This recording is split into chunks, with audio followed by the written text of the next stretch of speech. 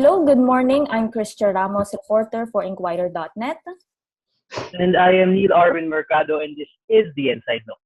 In today's episode, we have here with us Senate President Vicente Sotto III. Sir, good morning po. How are you po? Thank you for joining us.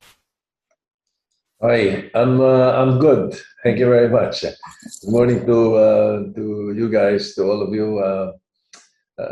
Mayong buntag. Okay. All right, so we'll dive right into the questions po. And among the important issues that we have today is the vaccination rollout.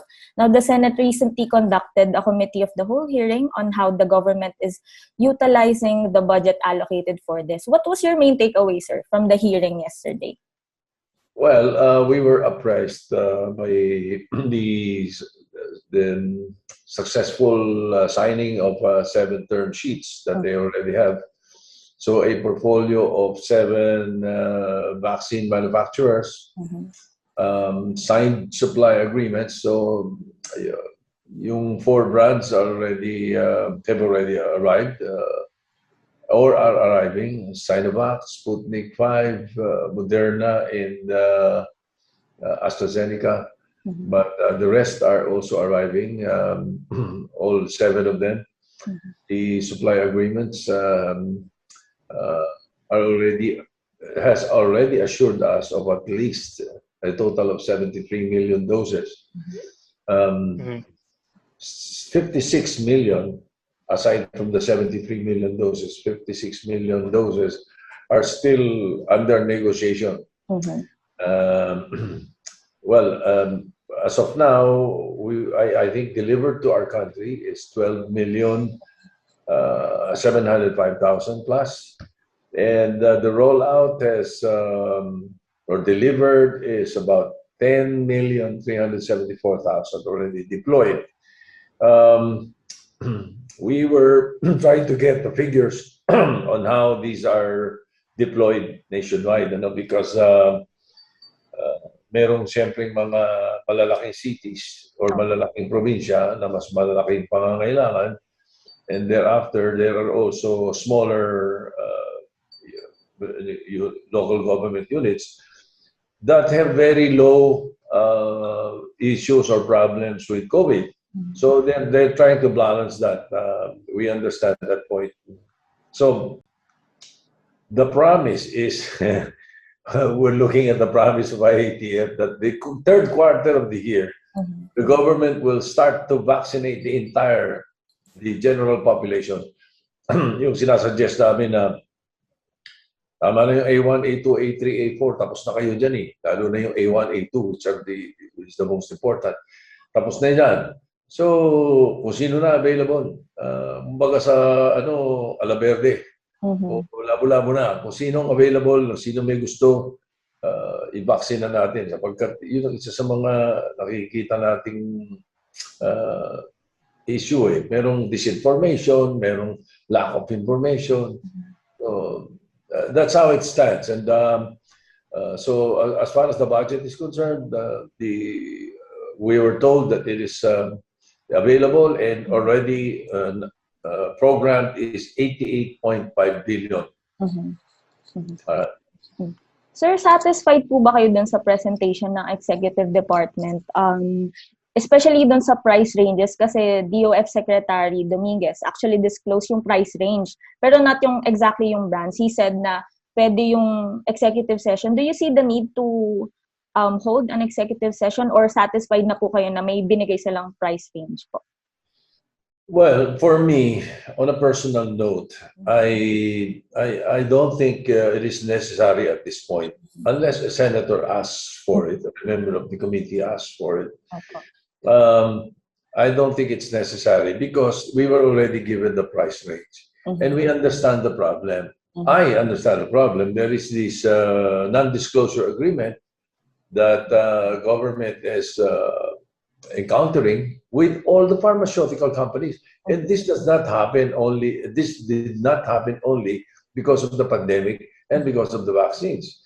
It has been the practice of pharmaceutical companies na they don't disclose, and they don't want the procurer to disclose the amount because ang ginagawa nila, and this is very, I have to put it bluntly, pag mayaman ang bansa, mahal nila sinisingit at may pambayad. At yung mga, alam nilang medyo hindi masyadong well off, hindi ko naman sinasabing mahirap. Yung mga una, binibigyan nila ng tamang presyo. Like for example, itong nangyayari dito sa atin, aside, dito na, let's go to the COVID-19 vaccines. There are countries that gusto nila double ng population nila ang available na vaccines sa kanila. And they can pay for it. So, they do that. So, ang nangyayari doon, mas nauuna i-deliver sa kanila na di-delay sa mga atin. Pero pagdating sa presyo, mahal ang presyo nila doon. Sa atin, yung talagang tama lang na alam natin. Kaya yung price range na binigay ni Secretary Dominguez, I think is it's just right. It's the same, I understand it's the same amount that they're giving to Indonesia, to Malaysia. Ganun, more or less, pareho yan. Buti na lang, meron din tayong mga donations from the United States and also China. Ngayon, example, Israel. Israel has been noted, and I've read this already a number of times. They doubled the price. If you're selling at $37, they're willing to pay $54 just to give them the vaccines ahead. Mayroong mga kumpanyang ganun. It's not in the country itself, but the companies or private companies that procure for their employees. May mga ganun eh. So, mayaman sila, kaya nila. So, I understand the non-disclosure of our executive department. I think it was well explained yesterday. Sir, I understand that we have non-disclosure agreement, but how do we make sure that there will be no corruption? Because hindi natin matatanggal yan na people will be concerned that if we do not know the price, how do we make sure that we are purchasing these vaccines without any corruption in place, sir? Very good question. All, hindi most, all of the funds that are borrowed, and most of these funds that we're using here are borrowed. Most of the funds, or all of the funds that are borrowed, go directly to the pharmaceutical company. Hindi dumadaan sa Pilipinas, hindi dumadaan sa atin. Yung bangko na mismo ang nagbabayad doon sa pharmaceutical company kung magkano ang kailangan bayaran at kung magkano inutang natin. Therefore, no middleman, no overpricing for sure. Sila na nag-uusap ng diretso eh. Binibigay yung pera. Sir, in terms of the vaccination, how do you think the government should improve yung rollout to ensure na it goes smoothly and successfully po? The rollout of the vaccine? We really need the help of the local government officials. From the top local officials also down to the barangay level, down to the barangay health workers. That is really the secret to this. Kasi kung medyo mabagal ang kilos ng LGU, hindi talaga magiging mabilis ang rollout yan. Even if the vaccines are available, the cold chain might be broken, di ba? Or might not be effectively kept. So, kailangan maingat doon. And there are vaccines that are medyo may maselan, if I may use the word, like Pfizer. Maselan yun. The Gamaleya, medyo maselan din. There's a certain diluent that they use pag handle nun. So, pag-handling is very important.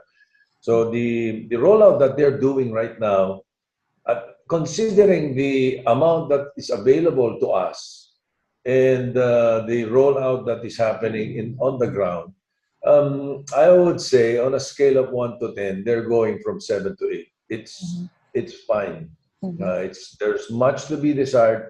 I think based on the hearings yesterday, and I have expressed it fully, I think that we need more adjustments. We need more improvements. but we're not doing poorly, Mhm. if that's the case. Sir, magkakaroon pa po ba ng isa pang committee of the whole hearing or okay na po yung kahapon? Depende. Tignan natin. That's the reason I did not adjourn. I only suspended.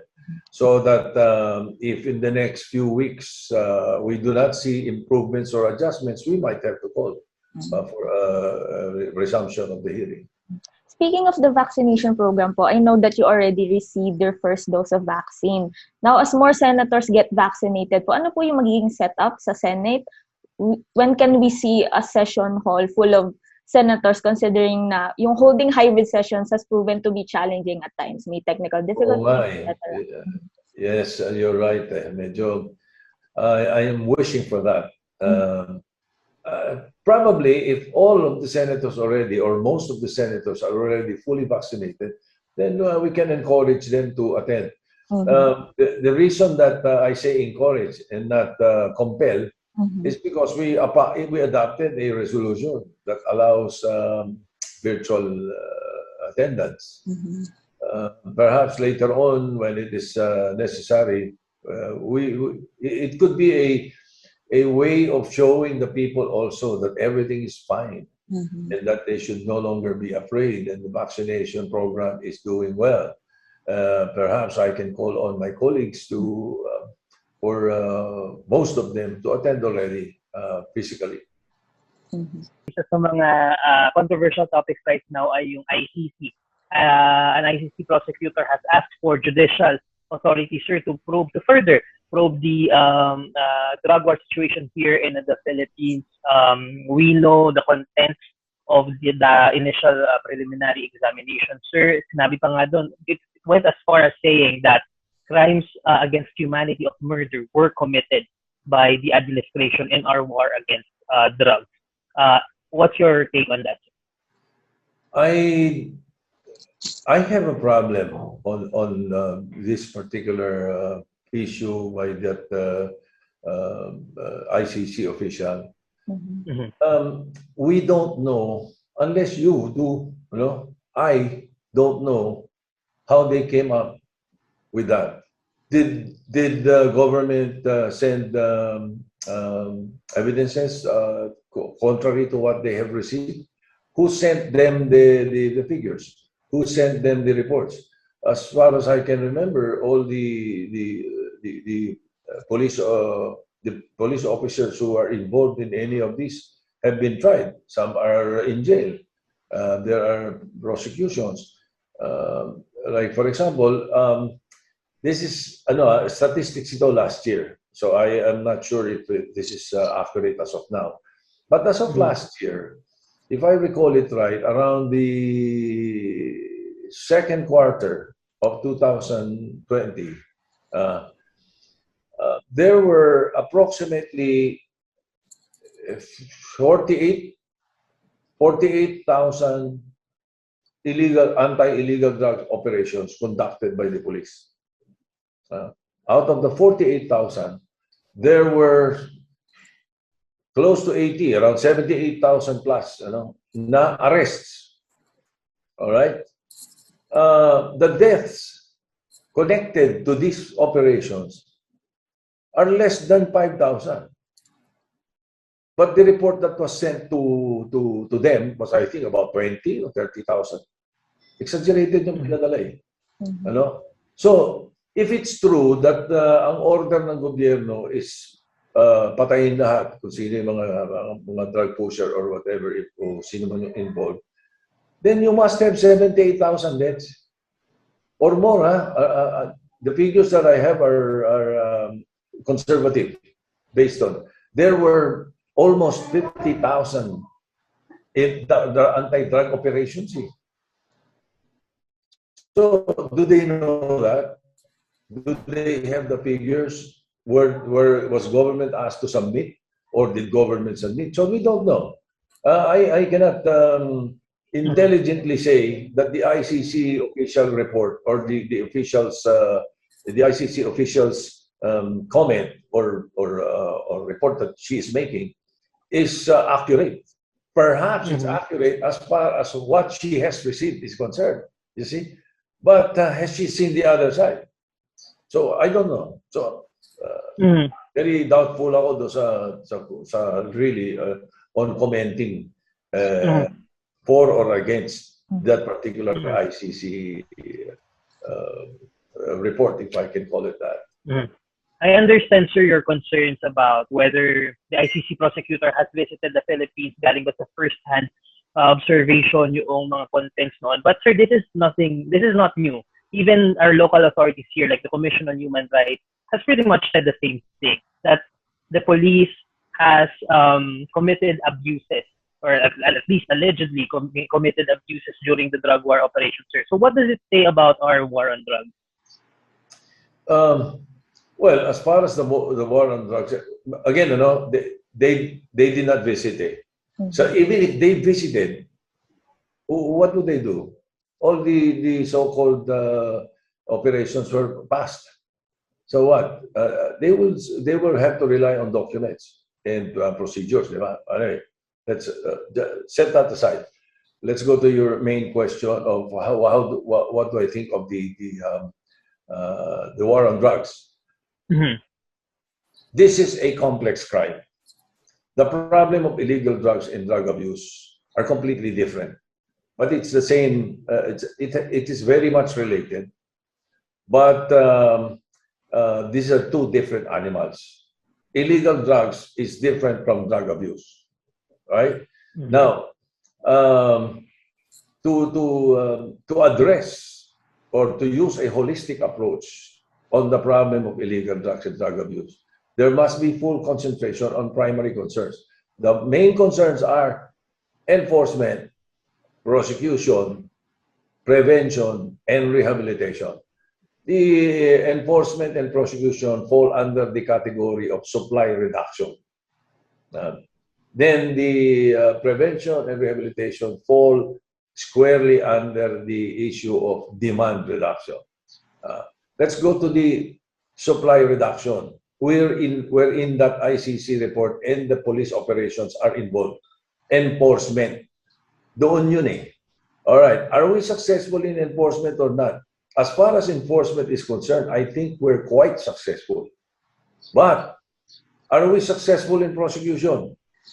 I don't think so.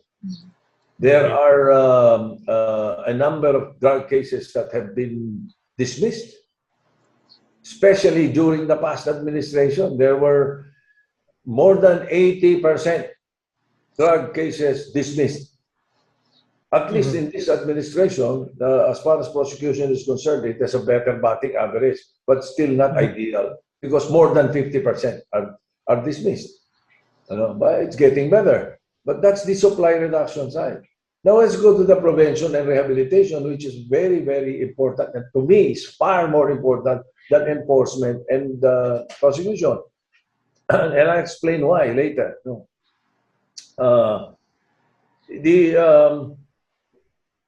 The prevention is supposed to be under the Department of Education and CHED. Are we doing this? There were programs that were supposed to be included in the curricula, but it is not. There is no drug abuse persistence education program that is being done right now, which ideally should be done for grade 5, grade 6, grade 7. Okay. So that the new 13 years old, those who will become 13 years old, will already know what's wrong, what are drugs, this will ruin my future, this will ruin my family. Alam na nila yan, pagtungtong nila ng high school. Kung meron tayong ganun, it's not being done right now. So, are we successful in drug abuse program? No. Rehabilitation. Rehabilitation, there's a huge rehabilitation center that was donated by some businessmen. And there are rehabilitation centers nationwide. Most of them are not accredited by the DOH. It should be handled by the DOH. Wherein in my bill before, in my law creating the Philippine Drug Enforcement Agency, the Dangerous Drugs Board, PDEA, should be handling it. But what are they doing? They are concentrating on enforcement. So, and rehabilitation is not that easy. Yes, we have a very good rehabilitation center in Bicutan. I know that for a fact. I used to sponsor that fully. But now, what are the other rehabilitation centers doing? So pag kinuha mo yung drug dependent, pinasok mo sa rehabilitation center, after 6 months or 8 months, baka okay na. Paglabas, after 2-3 months, balik. Drug dependent na naman. Bakit? Because the rehabilitation program is wrong. It does not fit him. Not all rehabilitation programs are correct. What I'm saying wrong is they were not profiled on what program should be used on them.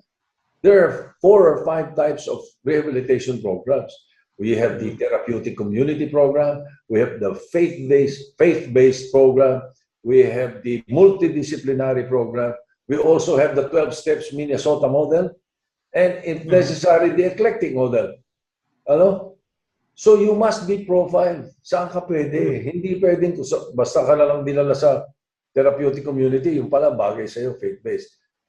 So you come up with a huge rehabilitation center with nothing, you're not successful in rehabilitation. So if you ask me about the program of government, doon tayo malaki ang pagkuulang.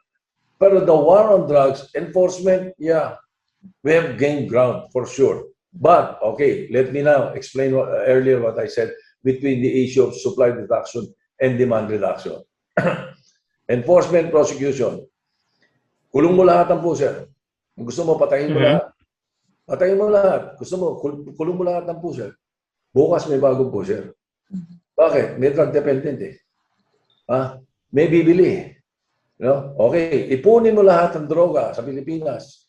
Lahat yan, cocaine, marijuana, shabu, designer drugs, lahat yan. Pag samasamahin mo, sunugin mo lahat. Eh, nasolve mo ba? Hindi. Kahit masolve mo yung buong supply reduction, hindi. Why? That's a drug dependent. What will he do? Aba, mayroong contact cement, may cough syrup, may Novain, mayroong ang daming drugs to abuse. Even may mga kending ihahalo sa some kind of a soft drink. Matindi ang effect eh. Cough syrup. The Professor Tupas who was stabbed 17 times from UP nung trabahador doon sa tabi niya. Nung nakausap ko yung sumaksak. 2 bote lang ng cough syrup ang ginamit niya. Sa sarili niya na doon siya na high. So, hahanap eh. They will find something to abuse. Therefore, it cannot go alone. It must have a holistic approach. So if you're asking if we are successful in the war of drugs, war on drugs, it's not completely a war. There must be a drug abuse resistance program also for the dependents, because the day we stop buying is the day they stop selling. Kung walang bibili, walang magbibenta. Hindi ba dito sa Pilipinas, meron ka ba nakitang tindahan ng mink coat? Wala. Walang bibili. So if there are no drug dependents, walang magbebenta kahit itambak mo ba yung mga pusher dyan. The pusher will be replaced by the drug dealers. The high level or the street level, madaling palitan yan. Kahit ubusin mo yan eh. Yun ang problema. So see, this must be a program that should be concentrated on. Sir, you mentioned kanina about the enforcement. Now I want to ask you lang, sir, do you see any abuses when it comes to the drug operations? I mean, the rehabilitation, that's another issue. But the enforcement is another. The drug operations is another story, sir. Do you believe that there is an abuse, sir, given that we have famous, infamous stories like the Kian de los Santos case, na it was backed by CCTV footages na talagang walang unarmed si Kian at during that time, sir? Do you see any abuse in our enforcement? I can only surmise that there is. I do not have evidence to prove it except what we have seen. So, hindi nakakapagtaka na magkakaroon ng abuses. But let us not put down the 48,000 operations that they have done. Na mayroong incident na isa, dalawang nangyari sa Caloocan, o nangyari sa ganitong lugar.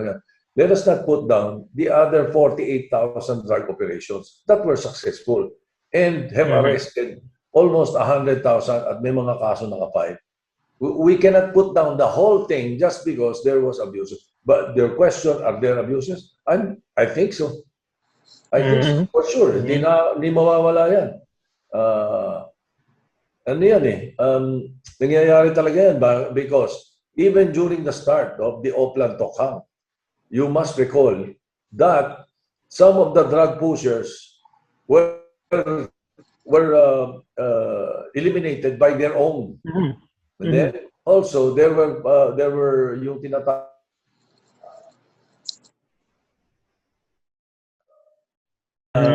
sa police na tongpats, i-eliminate na nila kagad yung mga pusher na hawak nila dahil ituturo sila. So talagang there were abuses and I'm sure it happened. But do not put down the entire drug operations that were successful.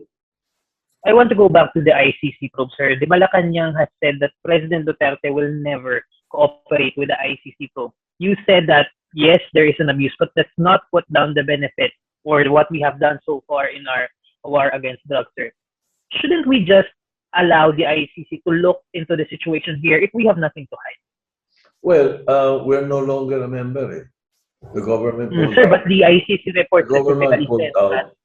You know, I am not in the executive department. I can tell you yes or no, but I don't think we can. I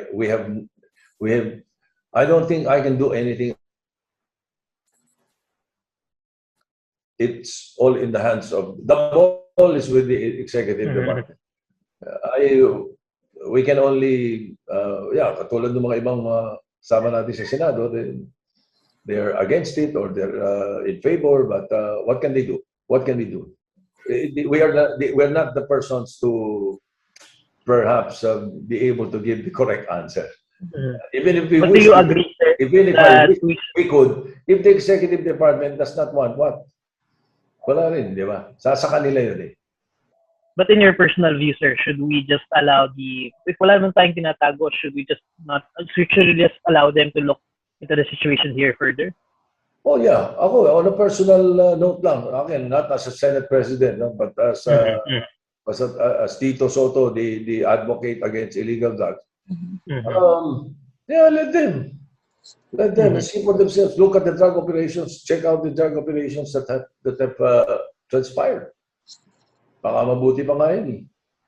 Final question, sir. You are a strong drug eradication advocate, sir. When can we say that our war against drugs is finally a success? Given that we have lost lives along the way, the DIRG just recently reported during the briefing with President Duterte last Monday, they reported another 1,000 deaths during the drug war operations. Lives were lost, sir, but when can we say that the drug war is a success? When we are already drug resistant, that's when we are going to be successful. You know, I've learned from experience. I've learned from the past. When I was vice mayor of Quezon City for 4 years, 1988 to 1992, we were declared the model council by the WHO as far as the anti-drug abuse council are concerned in Asia, hindi lang sa Pilipinas. I wrote a book, and the title of the book is A Vision for a Drug-Free Philippines. But I was a fledgling senator after that, and the experience built in me. Later on, and right now, I realize there's no way we can reach a drug-free Philippines, but we can become a drug-resistant Philippines. Yun ang that is the time that we can say that we are successful. Sir, shifting to another topic naman po, this is the last State of the Nation address of the President. Can you describe to us initial plans on how this will be conducted considering we're still in the middle of the pandemic? I had a meeting with Speaker Velasco. I brought along the Senate Secretary and Sergeant at Arms. Speaker Velasco brought along his Secretary General, Dong Mendoza, and his Sergeant at Arms. And we discussed the probabilities. The PSG will still call the shots, but we have proposals. And there are now, I think, 3 three scenarios. Siguro naman, I'm at liberty to divulge. Wala naman ako nakikitang national security concern dito. One is the usual, or what we did last year, that we will be, the Speaker and I, together with a few members of the Senate and some members of a number of congressmen and the Secretariat, will be in the Batasan, and the President will arrive, go directly to the podium and deliver his address. That is scenario number one, pretty much like last year. The second scenario is that the Speaker and I will be in Malacanang with the President, and everything will be virtual. That is the second scenario. The third scenario is that the President will be in Malacanang, and the Speaker and I will be in Batasan, and the congressmen and the senators, and virtual. Pwedeng virtual ang President or virtual kami. Depende. So, but the President definitely will be live. So those are the three scenarios that we discussed, and that we agreed on all three. We leave it now to the PSG to decide on what the scenario will be. Sir, doon sa first scenario, ilang lawmakers yung i-allow doon sa bata? Ang usapan namin, Senate, 30, lahat-lahat.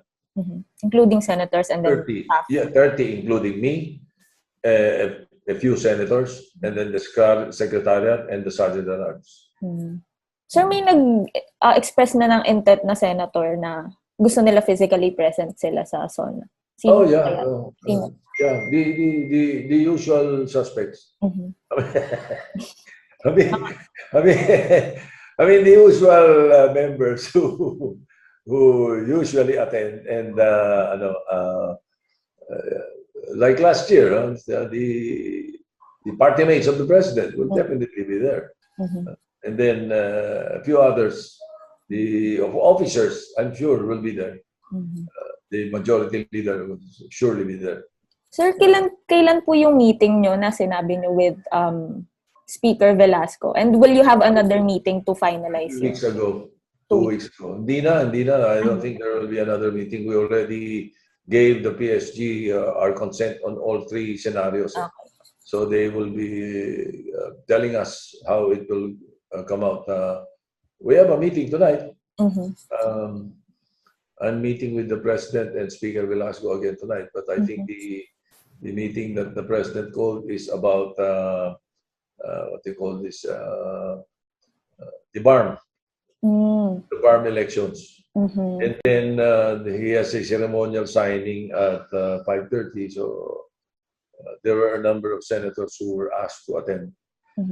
Automatically, the SP and the Speaker will be there. Pero the BARM meeting, I think he just wanted the two of us to be there. Sir, ano po yung di-discuss dun sa BARM elections? Kasi I know there's a bill in the Senate on the floor right now. Kung ipopostpone o hindi. Right now, in the Senate, it's on the floor. It's on second reading. I think we are ready to vote. Unless there are a few more interpellations, but we're ready to vote. Now, in the House of Representatives, it's in the committee. It's in the local government committee. Therefore, I don't know. I have not asked the President directly what he feels about it. Kasi the last time we discussed it, which was what, 2 months ago pa yun? 2 or 3 months ago, nung pinag-usapan namin yun, there were officials from the BARM who were there. There were officials, local government officials from Mindanao who were there present. And pinakinggan niya parehong side. And then, nung tinitingnan niya kami, he said, his statement was, sige, I'll think about it, sabi niya. Kasi they were asking what his opinion was and what his decision is. Tinanong siya. Sabi niya, I'll think about it. I'll have Senate President and the Speaker talk to me about it. We'll discuss it among us.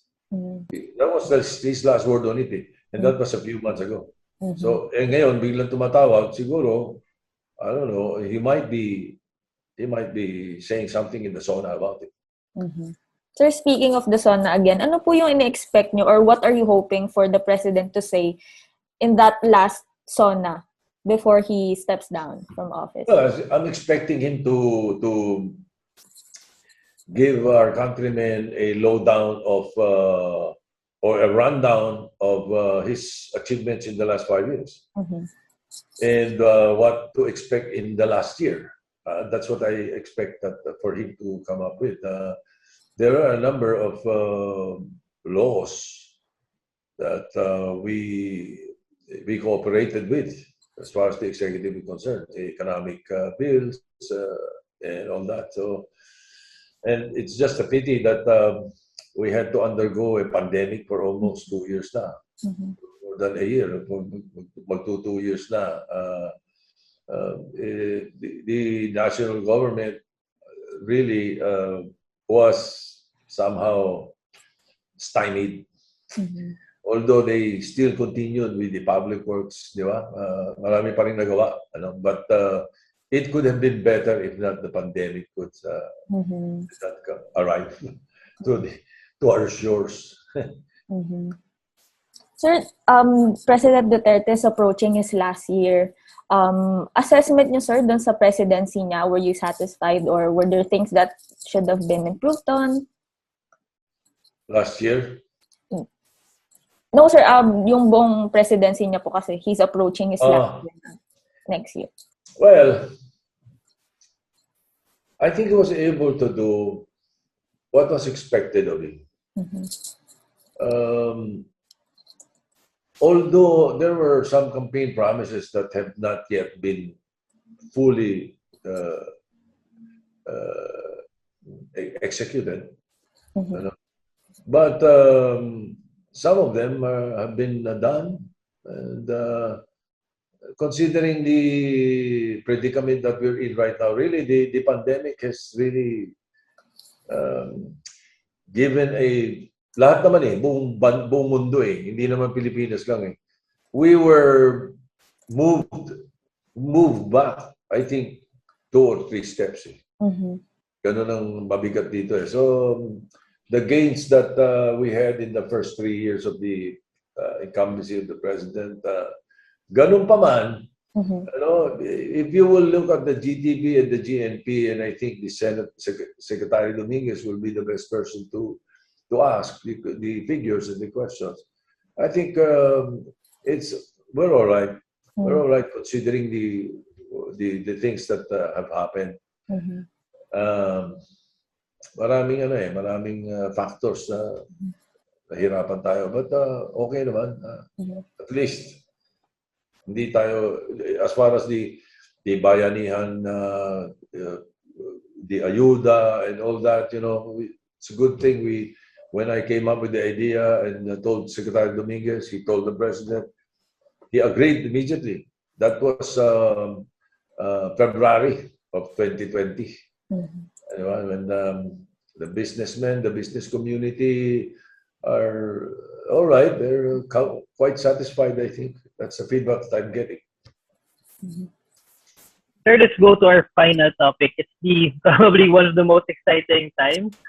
You're approaching the election season, sir. You've been vocal about the possibility of you running for vice presidency if Senator Lacson will go for the presidency. This was confirmed by Senator Lacson himself that there were conversations between you and him. He said na you are talking with previous cabinet members regarding how to address current issues here in the government and here in the Philippines. Sir, any update on that? Have you made a decision? Have you and Senator Lacson made a decision regarding your plans for 2022? We're still in the consultation mode. Okay. I am still consulting with my party mates. As you know, I am the chairman of the Nationalist People's Coalition. And consulting with my party mates.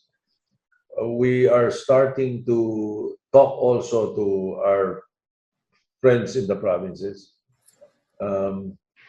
Kasi we cannot just listen to what some sectors have been telling us. You know, we were talking to some commuters sector groups, the transport groups, the military or the armed forces retirees. These are the people that have been telling us to think about it. So we have talked to them. We're still talking to them. We're consulting, but I'm consulting with my party mates and other sectors and local government officials, my friends. And then after we do that, our agreement, Senator Lacson and I, an agreement, and also we every now and then talk to Senator Manny Pacquiao because we were talking ahead of that. We agreed that before we jump into the, if you want to call it a bandwagon for the 2022 elections, or join the 2022 elections, we must have a program. We must know what to do, and we must be ready to propose what we will be doing and what we can do. Because if not, if you're just going to run because people are asking you to run, or because you're popular, or because you just want to propagate whatever, kung ganun lang, wag na. But if you are ready and you have the programs to offer to the people, so that you will know what to do with the ailing issues of the country, the problems of the country, like the 13 trillion debt that we have, that we will have next year, inflation, agricultural problems, the economy, and then the illegal drugs, and the issue of drug abuse.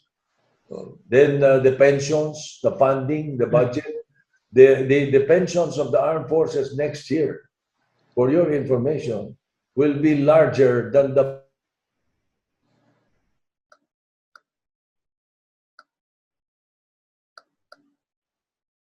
forces of the Philippines. So we're researching on it. We're doing it. We're looking even at our track records. If we can present an excellent track record that we can show that we can do this, those are the things that we are considering right now. Not to mention the fact that there is the Supreme Court Mandalas ruling that they call, which will double the internal revenue allotment of the local government units. And that will mean that the national government will be left with a small portion of the pie. Yung mga ganun, kailangan yun na we are ready and we know what to do. We know the problems. We must know what to do. If we do that and if we're ready with that, then we will jump into the issue and perhaps throw our hats, into the elections.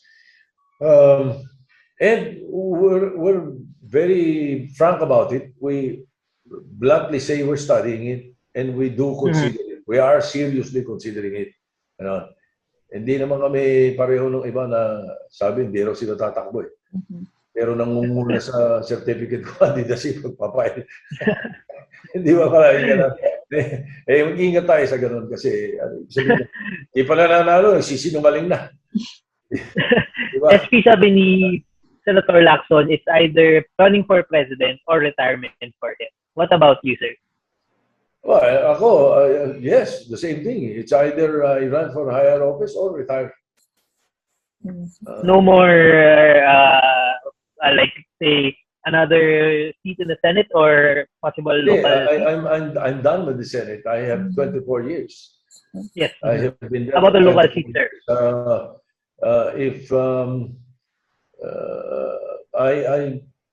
I cannot run anyway in 2022. That's the end of my 4th term. That's the reason they call me the Jurassic Senator, because I'm the only one who has been there since 1992. In the present crop of senators, I'm the only one left there. And half of my colleagues in 1992 have been taken by the Lord.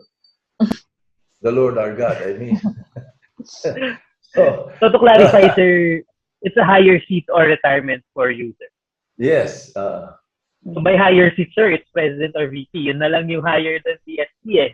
Well, I probably would be more effective as VP. I know what to do. I have a program. We're starting to formulate the program, if ever. And I would not even need any position. As long as you have that position, you can do anything to help as far as the drug abuse resistance education program is concerned nationwide. Then you will be successful. You can make the Philippines a drug-resistant Philippines. You've mentioned, sir, kanina na there needs to be a plan first. That's one of your considerations in deciding to run. Have a program first before deciding to actually run. But what will make you say, okay, let's do it? What will be the indicator? If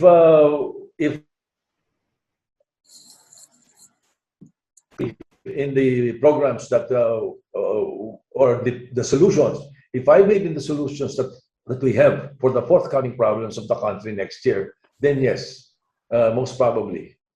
As I said, we are seriously considering it. Sir, you mentioned din yung NPC, yung party nyo po. May updates po ba kayo on what your party is planning for 2022? Do you plan on fielding your own slate or just endorse certain candidates po? No, we cannot come up with a full 12 slate of 12. But we have incumbent NPC members in the Senate. There are going to be members of the NPC that will run for the Senate. Most probably Lauren Legarda, Chis Escudero, who was merely on leave, as Chairman Gatchalian, they're NPC members. So perhaps one or two more from NPC. Just to clarify, sir, kasi former Senator Legarda is currently in the House. Sir, has she confirmed running for Senate? The last time we talked, yes, she's considering it. She feels more comfortable in the Senate than in the House. I think that's only my opinion. Don't quote her. She didn't say anything like that. She did not say anything like that. It's only my deduction. We'll ask her na lang, sir. Let's ask her na lang directly. Oh, you ask her directly na lang. Basta deduction ko lang yun. Sir, isa sa mga matunog ngayon is, I want to ask your thoughts, sir, about the possibility of another Duterte taking over as the president of the country. It has been in the talks already. Albay Representative Salceda said there is no doubt in his mind that Mayor Sara Duterte will run. Should Mayor Sara decide to run and win as president, what do you make of another Duterte taking over as the president of the country? I don't know. Well, she would be definitely a formidable competitor for the position. But I don't know. I don't know what programs they have, or I haven't talked to any of them or any of the supporters of Mayor Sara, or Inday Sara, as we call her. We haven't talked even also for quite a long time already. Last time I talked to her, I think was two sonas ago. So I don't know. Mahirap pa. Critics have said that if another Duterte takes over as the president, if Mayor Sara basically replaces President Duterte, it reeks of political dynasty. Do you share the same sentiment? Well, we're voted on. So it cannot be like a monarchical thing. We're voted on. So you leave it to the people. It's up to the people. if they think that the daughter of the president would be able to fit into the shoes of the president or fit into the shoes of a president, di ba? It's up to them. It's up to the people. The important thing is that we will know later on if there are programs or there are issues that are being addressed by this particular candidate and will be able to do well or asa tao din asa kanila. It's up to them. Sino boboto nila. It happens locally. I don't know if it didn't happen nationally. It's the first time to be tested. No, I don't know. Sir, any ongoing talks po kaya with other possible candidates for president or VP? May mga naririnig na po ba kayo na who would run also for president or vice president, yung pwede nyong makalaban kung sakaling tatakbo po kayo, and any possible coalition or alliance with other political groups po? There's a group that started talking to me also, aside from our group, but I will not divulge because I politely said I was not available to talk anyway. So, aside from Senator Lacson and Senator Pacquiao, we among us in the Senate talk to each other. There are a number of my colleagues that have been discussing this for some time. For presidential, nothing concrete. It's all over coffee and sandwiches. So may possible na parang kayo din yung magkakalaban in 2022 kung sakali for higher office? Well, that's possible. It's a free country. Anybody, as long as you are a Filipino citizen, natural-born Filipino citizen, and know how to read and write, you can run. Sir, the 2022 elections will also yield new and returning senators. In the past months, nagkaroon ng heated and lengthy debates on the floor. Ito yung most notably, sir, si Senator Drilon and Senator Go, and then you also have Senator Pia and Senator Pacquiao. As a veteran senator, sir, what is your advice to those who will run for the first time and join the senatorial race and will win eventually? Ano yung advice niyo, sir? I would suggest that what I have suggested to the other fledgling senators, even in 1998, in 2001, in 2004, 2010, the fledgling senators, I always tell them, study, master the parliamentary rules of procedures, listen. Watch and listen. Watch and learn. Huwag munang tayo ng tayo at baka madapa. That's what I tell them when they ask me for advice. And I will still give that advice to those who will be entering the Senate for the first time in 2022. Study. Master the rules of procedures. And then watch, listen, and learn. Backtrack lang ako konti, sir, before we wrap up this interview, sir. Babait lang ako dun sa presidential candidates. How about Senator Pacquiao, sir? You mentioned kasi kanina na you've had prior conversations with Senator Lacson and Senator Pacquiao about, plans for 2022. How about him being the president, sir? What can you say? You said that Mayor SARA could be a formidable candidate for the president's post. How about Senator Pacquiao? Has he expressed any plans in running? Sure. I'm sure he's another formidable competitor. Many Filipinos love him. Sir, if si Senator Lacson, he will decide not to run for 2022, will you run with another running mate for president if he does not run? I'll cross the bridge when I get there. Let's cross the bridge when we get there. Okay po. Sir, just my last just last question from my end. Last question, sir. Babalik ako doon sa Duterte taking over as president. You mentioned, sir, that it happens in the local scene. What can you say about those things happening in the national scheme? Because that's one thing you mentioned earlier. People have said that, the critics specifically have said that, do not make the Philippines Davao City, basically saying that let's not allow political dynasties to happen in the national scheme. So what's your take on that? As I said, no, we can only leave it to the people.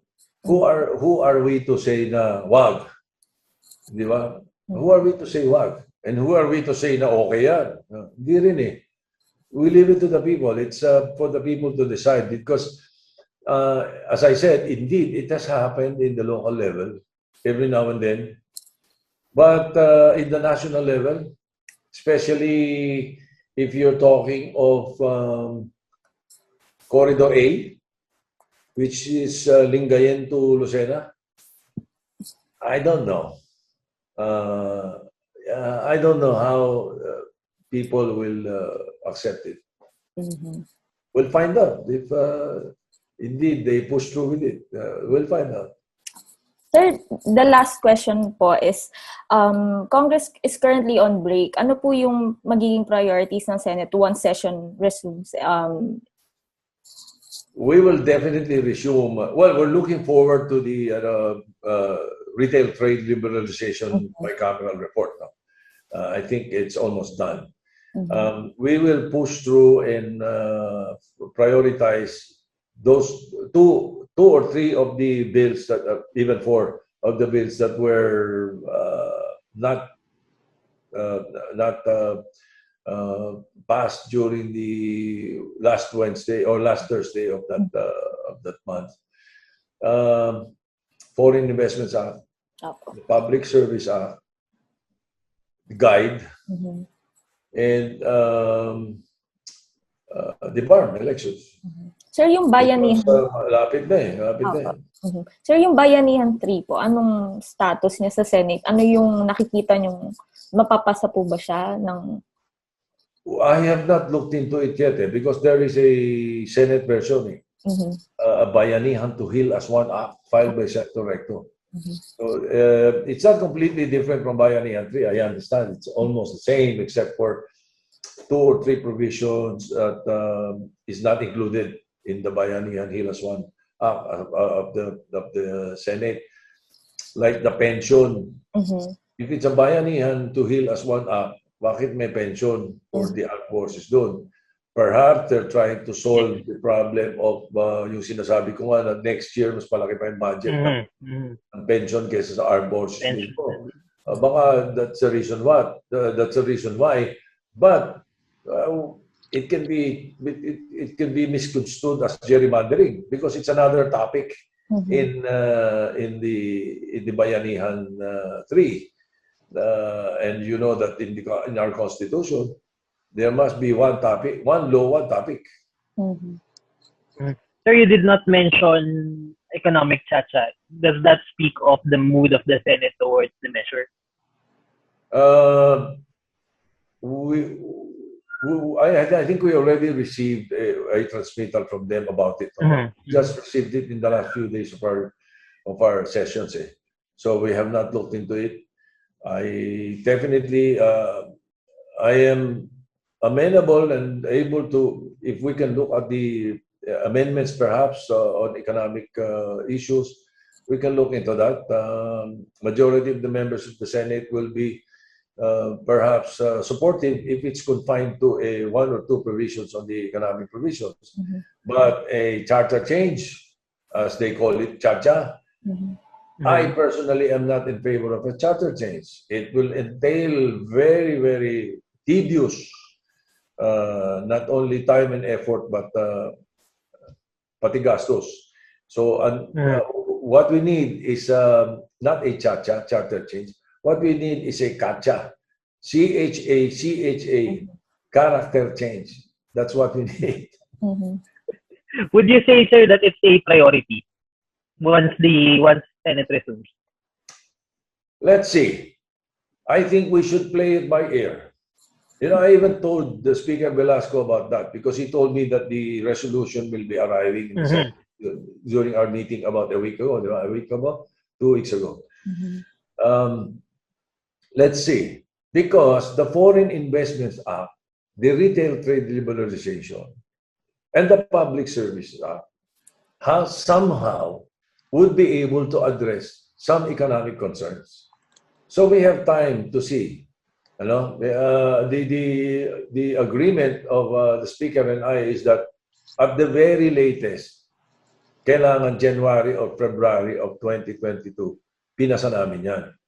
So that it can be included in a plebiscite in the 2022 elections. Yun. So, sir, you're saying to talk about it and discuss it. So you're saying, sir, that if the Senate is not able to pass it by January or February next year, it's as good as assuming that it's dead. The push for economic chacha is dead. Oh yeah, pag hindi namin napasa ng January, February, yun, mahihirapan na. We'll let the next administration or the next Congress handle it.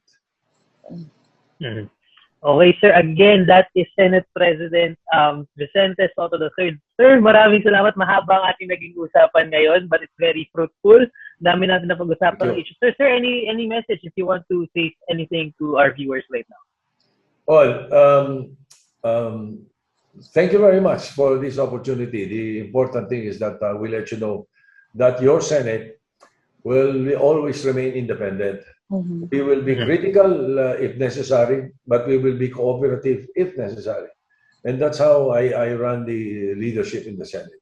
So thank you very much for your support, and God bless, mabuhay.